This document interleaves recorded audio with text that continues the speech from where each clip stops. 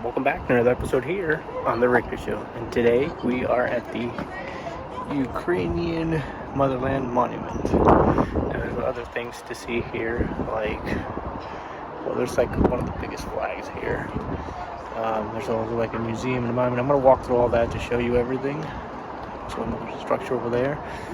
Technically, there is like a bit of a museum in there, and you can go all the way up, but you have to pay for that.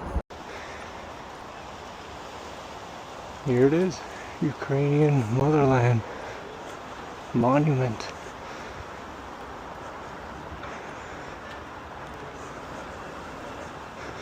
I'm gonna go over there and take a picture. Technically, you could go up there if you wanted, but I probably won't. I mean, you gotta pay for it, obviously.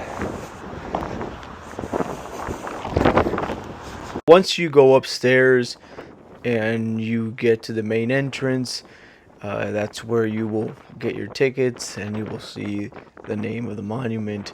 And over here in front, I guess it's kind of temporary, they do have like this combat boat, which is kind of neat and interesting to look at. But I'm going to go ahead and I'm going to keep walking this way to show you the rest. Just in this area alone, there are a couple of museums, and there's a lot of free stuff if you don't want to pay. It's like, for example, you got a lot of these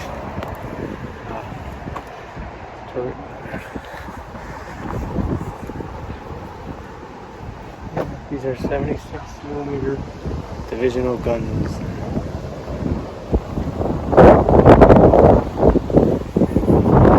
You can find them all around.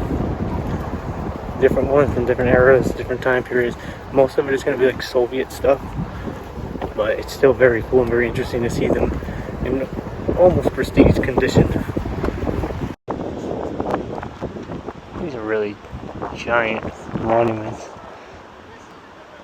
I read that there's a little bit of controversy on this, but still here, they're protecting their heritage.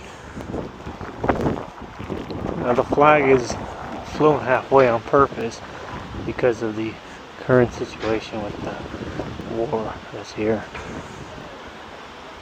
But I'm going to explore a little bit around and show you what this place looks like.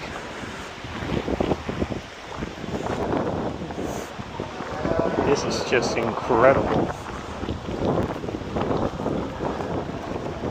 I mean, the attention to detail. Every little character tells a story. Everybody working hard and doing what they can. Same thing on this one, they're going into battle. These are some very interesting vehicles. This is a vehicle that got hit.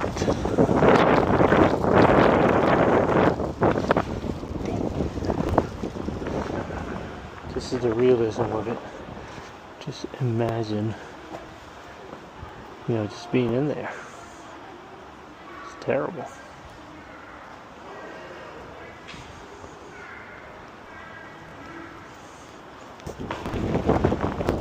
There's a lot more.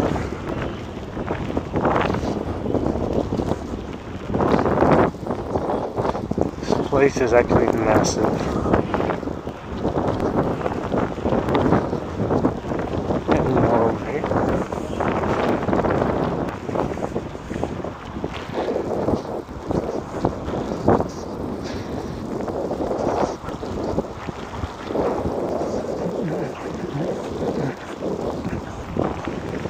I'm not sure what this really is.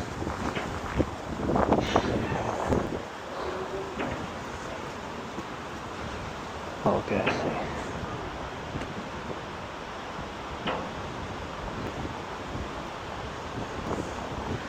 It's on top of train tracks.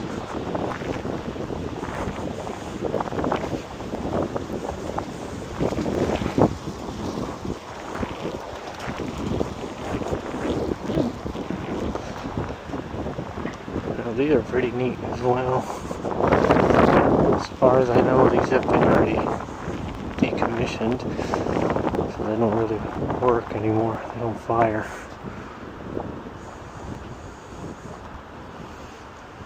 Use older technology.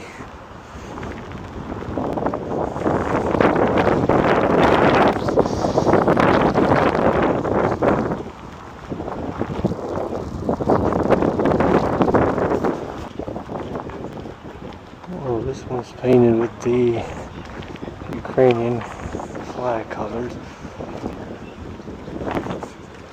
Unfortunately, it got extremely windy at this point. I am outdoors, and it was a very windy day, so I'm going to try to do a little bit of a voiceover on it because the audio was really bad at this point. But these are different types of tanks. If you want to read up more on it, they do have the descriptions on it, the year, what it was for, when it was for, when they stopped making them. So it's really neat to see the evolution of each one of these and the functionality and from what year to what year they were made. They were also made in different sections, different regions, different countries that were imported. And not only other tanks, but if you go towards the end, you will also see some helicopters, some aircrafts. So it is an outdoor museum, let's put it this way. For this stuff right here, you don't have to pay anything. You're free to walk around and stay as long as you want. There is no issue. Obviously, there's a curfew, so you can't be here, obviously, at night. And I'm going to show you some other debris right now. This area is actually right before you enter the Locals Conflict Museum, which is basically destruction that has happened during the war. There's like an engine over here.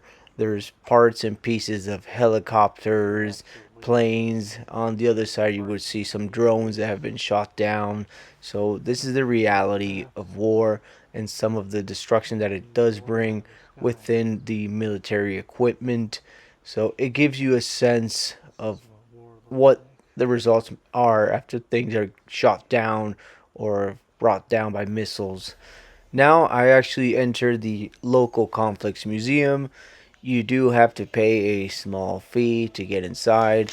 You are going to see a lot of weapons, a lot of shelling, a lot of debris from destruction. So it's a very educational museum to look at so you have a sense of what actually war brings. And it is pretty frightening, it is very terrifying. And as always, I'm not going to show the entire museum, it's too much to film. And the idea is that you come over here and you experience it for yourself. These are actually items that were salvaged from a church. It's incredible how some of the churches got destroyed and burned down, and there's still things that remain intact. So you might actually find a bit of a miracle into it. This part right here is actually a bit terrifying, and it's the reality of how most people have to live during the war. I know it's a little bit dark right now in this area, but I did actually grab my other phone and I turned the light on so you can see the living conditions in which people had to just live in cots. They had to sleep on the floor with whatever they had, pillows, dirty pillows, dirty items, because you don't have time to clean anything. Here's some water just for reserves. And this place is a bit massive. I didn't film the whole thing, but you do see the conditions of what it is to live inside a shelter area, so that way you can survive. And you sometimes would even have to bring your entire family down here with kids, and you had to ration foods. Here you had to like sleep on the floor, and these are things that stay in children's minds. These are real quarters where people would have to live in without knowing when the war was going to be over, when the destruction was going to be over. So you have a lot of unknown and the frightening moments of it as well. And then obviously running out of food, water, the problems with using the bathrooms, and sometimes having to go outside to check on things. It was life threatening, and the conditions are just horrendous, but this is something that you have to keep in mind of how war actually is. About a 15 to 20 minute walk from the Ukrainian Motherland Monument is the Holodomor Genocide Museum. I'm not going to go inside, but I'll show you the outside of it. So this beside me is the Genocide Museum. You go up to like there. And then on the other side over there is the Monument of the Unknown Soldier. So I'll walk over there. And here we have the Monument of the Unknown Soldier. It's pretty much like a 2-minute walk from the other Holodomor Genocide Museum. And it has a really nice view from here. You can see that there's a few people just kind of enjoying the day. It's nice sunny / cloudy day, but still good for a walk. And remember that nighttime there's always a curfew, so people try to be out as much as possible during the day. If you like videos like these, don't forget to like and subscribe here on Motherland Monument. See you in the next country review. Shout out to the host, the Richter. This the Richter show, the Richter show.